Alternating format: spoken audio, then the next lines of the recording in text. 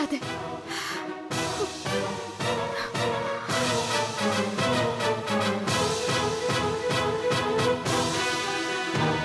நீங்க தான் எங்க ஒளிச்சு வச்சிருப்பீங்க. சண்டை முடிஞ்சதும் செல்லட்டை எடுத்துட்டு போயிடலான்னு பாக்குறீங்கல்ல? சாவித்ரி, உன் மேல சத்தியமா, என் மேல சத்தியமா, நம்ம 5 குழந்தைங்க மேல சத்தியமா சொல்றேன், அந்த பணத்தை நான் எடுக்கல சாவித்ரி.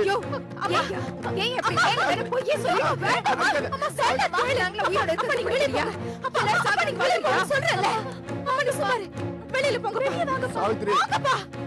அம்மா நீ உட்காரு, உட்காருமா. என்னம்மா இது? 30,000 ரூபாய் பெரிய விஷயம்தான். காலையில இருந்து ராத்திரி வரைக்கும் கஷ்டப்பட நம்ம எல்லாருக்கும் தெரியும். ஆனா ஒரு குடும்பத்தோட நிம்மதியை விட 30,000 ரூபாய் பெருசு இல்லம்மா. ஒரு விதத்துல சொல்ல போனா கேவலம் பணத்துக்காக நம்ம எல்லாரும் அடிச்சுக்கணுமா சொல்லுங்க? இல்லடி, 30,000 ரூபாய் போயிடுச்சு. கொஞ்ச நேரம் பேசாம இரு.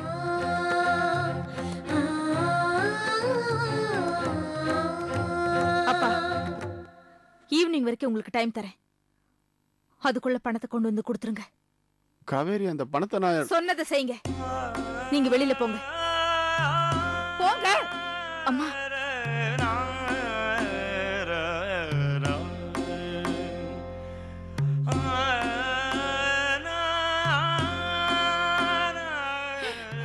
அம்மா, அம்மா முதல்ல அழாத, அழாத, சொல்றத கேளு. 30,000 போயிடுச்சு. சரி, நம்ம பணத்தை யார் எடுத்தாங்கன்னு கேப்போம்.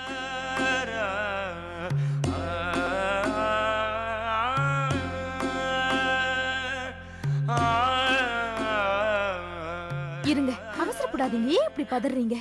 பேசாம இருங்க. அம்மா, டியூஷனுக்கு போடி. அம்மா சொல்றத கேளு. அழாத. எதுக்கு எதுக்கு தேவையில்லாம பதட்டப்படுற? சொல்லு. ஐயோ,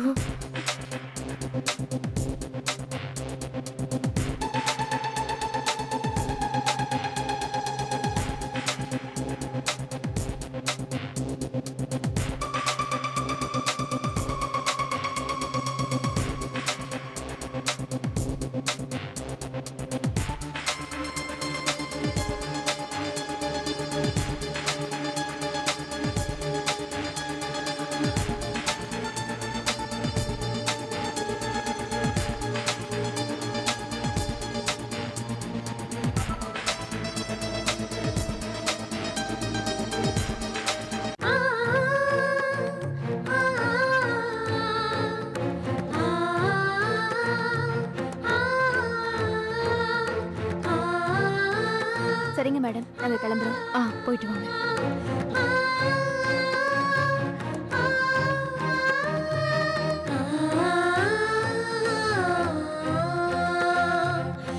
என்னமோ ஈவினிங் வரைக்கும் டைம் கொடுத்தியே, ஏதாவது பேசுறாரா பாரு. குத்துக்கல்லு மாதிரி உட்காந்துருக்காரு. எல்லாம் நம்ம தலை எழுத்து. கண்டவன் பார்வைக்கு பயந்து, கண்டவன் பேச்சை கேட்டு கஷ்டப்பட்டு நம்ம சம்பாதிச்ச பணம் இப்படி போன எழுதி இருக்கு. நம்ம பெத்த பொண்ணுக்கு தானே கஷ்டப்படுது அப்படின்னு ஏதாவது என்ன இருக்கு இவருக்கு? காவேரி, என்னம்மா? ஹாஸ்பிட்டலுக்கு போய் பணம் எவ்வளவு கட்டணும்னு தெரியல.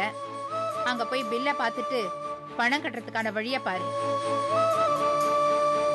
இந்தாமா, இத வச்சு எவ்வளவு கிடைக்கும்னு பார்த்து அட்ஜஸ்ட் பண்ணிக்க. என்னம்மா இருக்கு நம்ம கிட்ட இன்னும் அடகு வைக்க? வேற என்ன, என் தாலி தான்.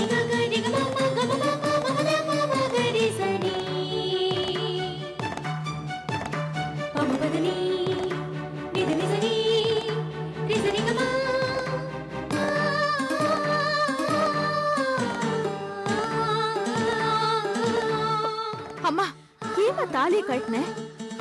வேற என்னடி பண்ண சொல்ற? எப்படி பார்த்தாலும் இருந்த 30,000 ரூபாய் போயிடுச்சு. இப்ப நிலைமை சமாளிக்க வேண்டியது நம்ம பொறுப்பு தானே. இருக்கிற பெரிய பெரிய கம்பெனிகளுக்கெல்லாம் அப்பளம் வேற சப்ளை பண்ணணும். கிரைண்டர் வேற வாங்க வேண்டாமா? வயசுக்கு வந்த பொண்ணு, அவ கழுத்த பாரு, குந்துமணி தங்க கூட இல்லாம இருக்கா. அவ செயினை மூட்ட வேண்டாமா?